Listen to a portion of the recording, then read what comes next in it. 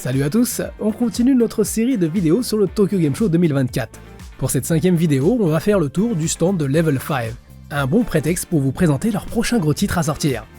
Le stand présentait principalement 3 jeux en démo jouables, avec 2 licences qui ont certainement participé à la renommée de l'éditeur, Professor Layton et Inazuma Eleven. Le stand de Level 5 était de forme carrée, avec en façade un grand écran décoré de silhouettes de personnages emblématiques de leur licence. Pour commencer, nous entrons par la droite du stand où se trouvait une zone avec des postes de démonstration disposés sur des gradins, à l'image de ceux d'un stade de football. C'est ici que l'on pouvait tester Inazuma Eleven Victory Road, un jeu très attendu par les fans de la série.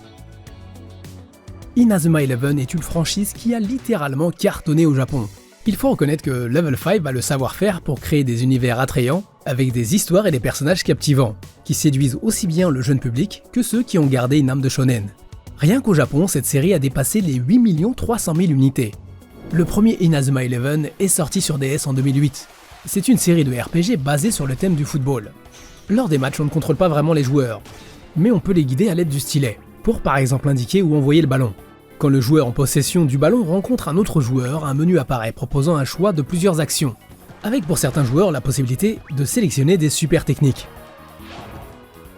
Un système de menu qui m'a rappelé Captain Tsubasa sorti en 1988 sur Famicom. Captain Tsubasa que l'on connaît sous le nom de Olive et Tom. Et en y repensant, il y a eu 2 jeux Famicom, et malgré le succès de la série animée en France, seul le premier sortira bien plus tard en 1992 sur NES sous le nom de Tecmo Cup Soccer Game, car probablement pour des problèmes de droit, il n'est plus question de Olive et Tom dans cette version. Ça y est, je recommence, je déborde. Revenons sur Inazuma Eleven, sur lequel j'ai passé de nombreuses heures, principalement sur les épisodes DS. Mais de 2008 à 2013, la série a enchaîné les titres sur DS, Wii et 3DS. Le tout soutenu par des mangas, des animés édités et diffusés de 2008 à 2014 au Japon. Cependant, depuis 2013, mis à part le jeu d'arcade sorti en 2018 et une seconde version en 2019, je ne me souviens pas d'un autre jeu Inazuma Eleven. Par contre, je me souviens qu'en 2018, à l'occasion du 10e anniversaire de la série, un nouvel opus était prévu.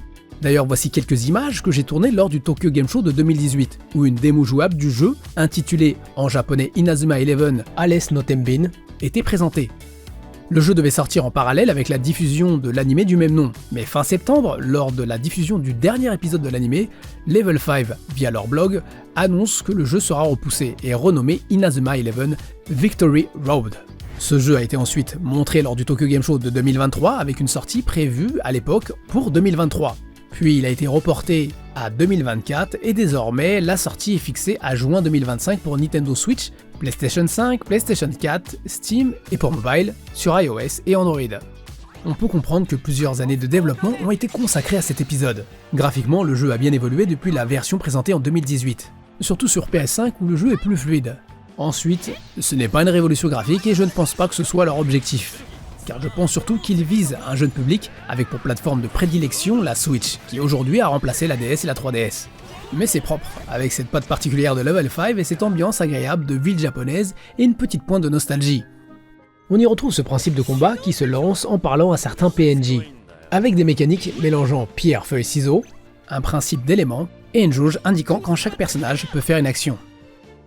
Il y a bien sûr des matchs de foot, gardant les fondements de la série, mais en plus dynamique, avec un meilleur contrôle des joueurs et un système permettant plus de possibilités et de subtilités qui demanderont un peu d'entraînement pour les maîtriser. Mais il existe un mode AI entraîneur qui nous aidera à contrôler les joueurs pour ceux qui préfèrent se concentrer sur la gestion de l'équipe. Il y a un nombre impressionnant de personnages pouvant devenir nos camarades et faire partie de notre équipe. Ils annoncent 5200 personnages. Ce chiffre n'a pas de sens. Une autre particularité de cet opus est la possibilité de disputer des matchs en ligne. Et Level 5 semble vouloir en faire un titre phare de l'e-sport. Concernant le scénario, les personnages principaux sont Destin et Harper Evans, en japonais Ume et Haru. Le jeu promet une histoire riche, soutenue de nombreuses séquences animées. Si Inazuma Eleven Victory Road vous intéresse, une démo est disponible.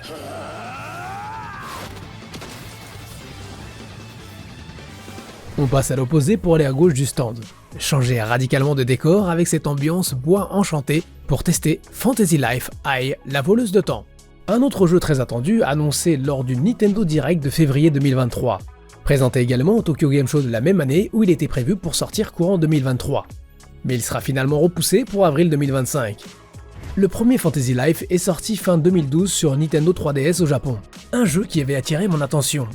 J'avais d'ailleurs foncé l'essayer lors du Tokyo Game Show de 2012, dont voici des images.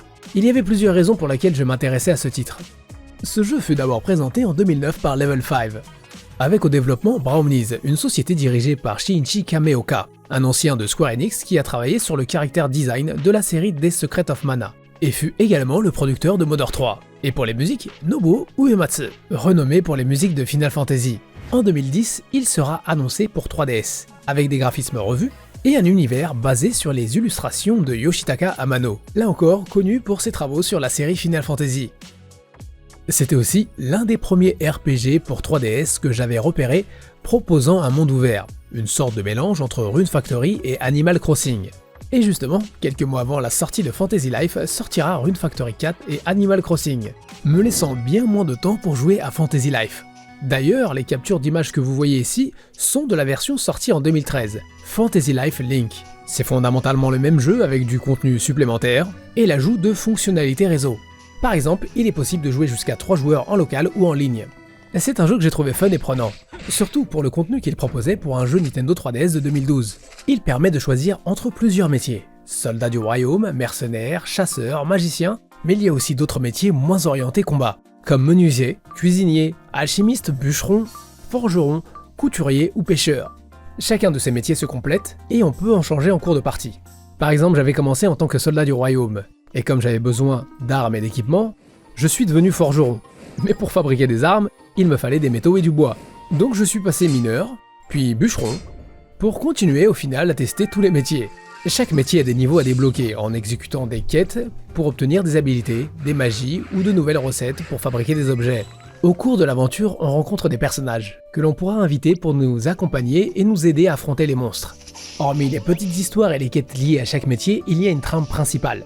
Mais comme dans un Rune Factory, j'ai la forte tendance à passer plus de temps à essayer des jobs, à fabriquer des équipements et des objets, à répondre aux demandes des PNJ, dans le but de gagner plus d'argent pour acheter des maisons plus grandes et les meubler. Et bien évidemment, je m'amusais à fabriquer mes meubles. Le jeu est facile à prendre en main, avec des combats de type hack and slash, offrant la possibilité d'utiliser différentes armes, des habilités ou de la magie. Le tout accompagné de graphismes et d'une ambiance sympathique, avec une bonne dose d'humour dans les dialogues. En 2018, Fantasy Life fut adapté pour mobile, sous le nom de Fantasy Life Online, mais depuis 2021, l'appli n'est plus de service. Fantasy Life Ai, la voleuse de temps, est un nouvel épisode qui nous propose de reconstruire une île, un ancien vestige d'un royaume disparu il y a 1000 ans. Un peu comme Animal Crossing, on peut modifier le relief, mais dans ce jeu, il faut l'aide de robots, que l'on découvrira au cours de l'aventure. Il y a d'autres concepts similaires, permettant de déplacer des objets et de la végétation pour reconstruire l'île. On pourra également organiser l'intérieur des maisons, et je suppose que le métier de menuisier nous permettra de fabriquer des meubles. Et en parlant de métiers, de nouveaux ont été ajoutés. Et l'autre nouveauté, c'est qu'il n'est plus nécessaire de passer par la guilde pour changer de métier. Cela peut se faire instantanément, ce qui est bien pratique. Mais ce jeu ne se limite pas à reconstruire une île. Il y a un scénario avec un monde ouvert plus vaste que les épisodes précédents à explorer.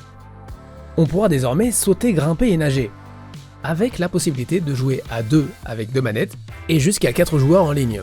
Les graphismes sont simples, avec un caractère design prononcé que je trouve personnellement charmant. Je sens que si je prends ce jeu, je vais encore passer des heures dessus. Fantasy Life, I, la voleuse de temps, est prévu pour le moment sur Switch en avril 2024. Déplaçons-nous maintenant vers l'arrière du stand, où nous découvrons d'autres jolis décors, cette fois-ci inspirés de la ville où se déroulera l'aventure du prochain jeu de la série Professeur Layton. Professeur Layton est le nouveau monde à vapeur. La série Professeur Layton est une franchise phare de Level 5. Le premier volet, Professeur Layton et l'étrange village, est sorti en 2007 pour Nintendo DS. Ce titre a joué un rôle clé dans l'histoire de Level 5, en contribuant à la renommée de l'entreprise. Pour la version japonaise, un acteur célèbre prêta sa voix au Professeur Layton, tandis qu'une actrice renommée doublait son jeune assistant, Luke. Je me souviens que beaucoup de promotions a été fait autour de ce titre au Japon, et quand on aime le jeu vidéo, c'était difficile de ne pas en entendre parler. Je me suis bien pris la tête avec ce jeu, qui est une sorte de point and click rempli d'énigmes et de puzzles à résoudre. Ce jeu est le titre qui m'a fait prendre conscience de Level 5. Pourtant, le studio avait déjà travaillé sur plusieurs titres de qualité ou sur lesquels j'ai passé du temps, comme Dark Cloud 2, Dragon Quest VIII, Rogue Galaxy ou même le tactique RPG Jeanne d'Arc. Cependant, ces jeux étaient généralement édités par Sony ou Square Enix, et non pas par Level 5. Professeur Layton s'agit probablement du premier jeu édité directement par Level 5, et le déclic qui m'a fait prendre conscience de cette société. En tout cas, c'est ce que j'ai en mémoire. Entre 2007 et 2013, Level 5 a maintenu un rythme soutenu en sortant un titre Professeur Layton presque chaque année. Cependant, comme pour d'autres franchises que j'ai présentées plus tôt, cela fait un moment que nous n'avons pas eu un nouveau jeu dans la série. Le dernier épisode sur console était l'aventure de Layton, Catriel et la conspiration des millionnaires, sorti en 2017 sur 3DS, qui bénéficiera au passage d'une adaptation animée diffusée de 2018 à 2019 au Japon. Catriel et la conspiration des millionnaires sera porté sur Switch en 2021 avec du contenu supplémentaire. Donc après plus de 7 ans, un nouveau Professeur Layton arrive. Professeur Layton et le nouveau monde à vapeur, qui devrait sortir en 2025 pour Switch. L'histoire se déroulera quelque part aux États-Unis, dans l'une des villes les plus développées du continent, où la vapeur est utilisée abondamment pour alimenter les machines. Et contrairement au titre précédent, ce nouvel opus n'est pas une adaptation d'un jeu 3DS, mais un jeu développé spécifiquement pour la Switch, avec des graphismes 3D en cel shading. Une fois de plus, Level 5 semble nous offrir un monde à l'ambiance unique et travaillée. Les énigmes seront conçues en collaboration avec l'équipe de QuizNoc, une équipe de spécialistes du quiz, qui a même créé une borne d'arcade en partenariat avec Konami, QuizNoc Stadium. Et je vois d'ailleurs souvent certains membres, en particulier un, passer à la télé japonaise.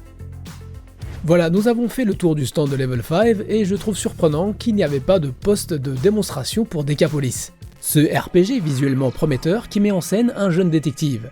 Il avait été annoncé lors du Nintendo Direct de février 2023 avec une sortie initialement prévue pour la même année. Le jeu était même jouable lors du Tokyo Game Show 2023. Cependant, sa sortie a été repoussée à 2026. Pour finir, j'ai repéré qu'ils avaient annoncé des DLC Megaton Musashi Wirehead permettant d'avoir entre autres Actarus et Goldorak, et Elcor avec Mazinger. En conclusion, Level 5, comme d'autres grands éditeurs, se concentre principalement sur ses grandes licences. Souvent absentes de la scène depuis un certain temps, l'entreprise n'hésite pas à repousser les dates de sortie pour améliorer la qualité de ses jeux. Ce n'est pas nécessairement une mauvaise chose, car je préfère qu'un jeu soit retardé si cela permet de le rendre meilleur, plutôt que de le voir sortir dans un état bancal. Cela dit, quand les reports s'étendent sur plusieurs années, je comprends que cela puisse être frustrant pour les joueurs qui attendent un titre avec impatience, d'autant plus que pour cette société, le phénomène touche plusieurs jeux à la fois. Merci d'avoir regardé cette vidéo jusqu'au bout en espérant que ça vous a plu. Une émission rédigée il y a plus d'un mois, et que je n'ai pas pu avancer car j'avais beaucoup trop de travail. Mais comme d'habitude, dès que j'ai un peu de temps, je vais travailler sur d'autres vidéos et j'ai encore beaucoup de choses à vous montrer. Je vous fais de gros bisous et je vous dis à très bientôt. Soredewa, sayonara!